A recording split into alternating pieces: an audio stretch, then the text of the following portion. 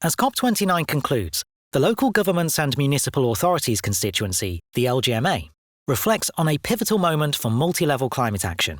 In a year marked by global challenges, our message has been clear.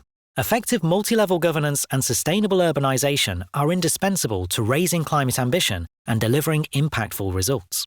The agenda of the LGMA Constituency started with a diverse and very passionate opening of the Pavilion partners, co-hosts, co-conveners.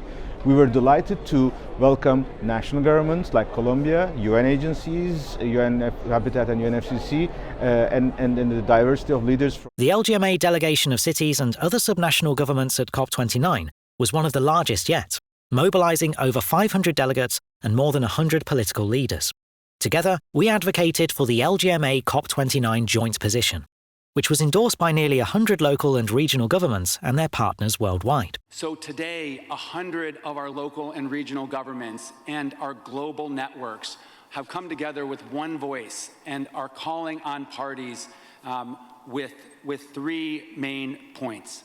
First, this COP can and must catalyze parties to strengthen updated nationally determined contributions. Second, we subnational governments are your partners to both set and achieve these nationally determined contributions. And third and finally, climate action moving forward must be comprehensive. The third ministerial meeting on urbanisation and climate change at COP underscored key commitments and strategic actions to shape the road to COP30 and beyond. One of them is the COP29 Multi-Sectoral Action Pathways for Resilient and Healthy Cities Declaration, endorsed by over 160 stakeholders, including countries and cities, as well as the LGMA. We call for COP29 negotiated outcomes to kickstart a process in Baku that sees the opportunities of sustainable urbanization for climate action. This work should culminate in agreements at COP30 in Belém. Throughout COP29, the Multi-Level Action and Urbanization Pavilion served as the global stage for city and subnational climate agendas. With 50 events and more than 230 speakers, it was a hub of collaboration and innovation, amplifying the voices of local and regional leaders throughout the entire COP. We are making ourselves stronger as an organization, dealing with cities, communities, and the urban global community, but we are also reflecting these trends and make it available for the broader public here at the space of these pavilions. So I really welcome the initiative and the partnership with the CLAY and our partners in this pavilion. The Coalition for High Ambition Multi-Level Partnerships for Climate Action initiative, known as CHAMP, launched at COP28, saw more momentum at COP29. We have 74 countries that are now pledged to support the CHAMP initiative, and we're hoping to have more. We're hearing from ministers in those CHAMP signatory countries about their commitments, both in their NDCs and their adaptation plans, but also in the biodiversity plans, all of their long-term strategies. We saw the direct influence of CHAMP at COP29.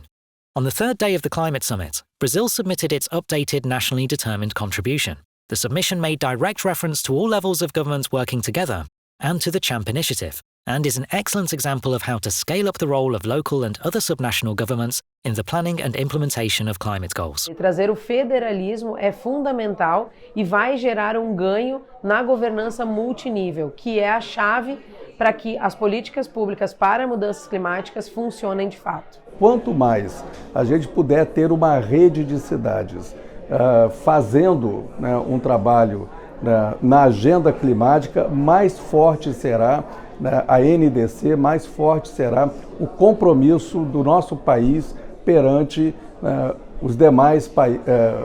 as demais nações que precisam se mobilizar para que a gente faça a transição. While there were many bright spots for cities and regions throughout the COP29 agenda, many of the negotiated outcomes of COP29 were disappointing. The climate finance deal, while historic, falls far short of the trillions that will be needed to ensure that all of our communities have the resources to address the impacts of climate change. And the LGMA is concerned about the lowest level of ambition in almost all tracks of COP29 outcomes. While COP29's outcomes may have fallen short of expectations, the LGMA constituency, our towns, cities, counties, territories, provinces, regions, states and others, remains resolute in addressing the leadership gap between Baku and Belém, Brazil. We are showcasing our dedication to climate action and urging governments and global partners to rise to our level of ambition. The era of half measures is over. From Baku to Belém, our mission is steadfast, empowering cities and subnational governments as partners in the global climate fight. See you at COP30.